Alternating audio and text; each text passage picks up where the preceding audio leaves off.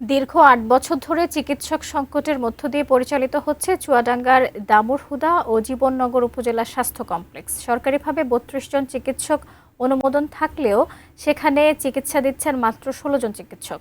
চুয়াডাঙ্গা দামুড়হুদা উপজেলা স্বাস্থ্য কমপ্লেক্স থেকে সবশেষ তথ্য জানিয়েছেন প্রতিনিধি মোহাম্মদ মিঠুন। ১৯৭৩ সালে চুয়াডাঙ্গা জেলা দামুড়হুদা উপজেলা স্বাস্থ্য কমপ্লেক্সটি প্রতিষ্ঠিত হয় এবং ২০১৮ সালে এই হাসপাতালে ৩১ থেকে ৫০ শয্যায় রূপান্তরিত হয়।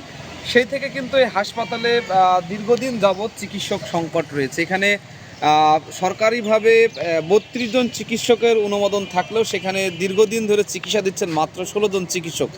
বাকি ১৬ জন চিকিৎসকের মধ্যে বেশ কয়েকজন চিকিৎসক তারা ডেপুটেশনে আছে, যার ফলে এই অঞ্চলের বিশেষ করে যে সমস্ত চিকিৎসা সেবার জন্য সাধারণ মানুষ যে হাসপাতালগুলোতে আছে সেখানে কিন্তু তারা চিকিৎসা থেকে অনেকটাই বঞ্চিত আছে। শুধুমাত্র দামুড়হুদা উপজেলা স্বাস্থ্য কমপ্লেক্সেও নাই, চুয়াডাঙ্গা জীবননগর উপজেলার ঠিকই একই অবস্থা। সেখানেও কিন্তু ৫০ শয্যার যে হাসপাতালটি রয়েছে সেটি কিন্তু দীর্ঘদিন ধরে সরকারিভাবে ৩১ জন চিকিৎসক অনুমোদন থাকলেও সেখানে ১৩ জন চিকিৎসক দীর্ঘদিন সংকট রয়েছে। এর ভিতরে বেশ কয়েকজন চিকিৎসক সেখানেও কিন্তু ডেপুটেশন আছে। আসলে চিকিৎসকরা খাতা কলমে এখানে পোস্টিং থাকলেও তারা বিভিন্নভাবে বিভিন্ন স্থানে ডেপুটেশন থাকার কারণে কিন্তু চিকিৎসা সেবা একদিকে যেমন এখানকার মানুষ চিকিৎসা থেকে বঞ্চিত হচ্ছে, পাশাপাশি যে হাসপাতালগুলোতে দেখা দিয়েছে ওষুধের সংকট। তবে এলাকার মানুষের দাবি, বর্তমান সরকার চিকিৎসা সেবার মান উন্নয়নের জন্য যেভাবে কাজ করছে সেই হিসাবে যদি চিকিৎসক প্রতিটা হাসপাতালে যে অনুমোদন দিয়ে সেই চিকিৎসকগুলোই যদি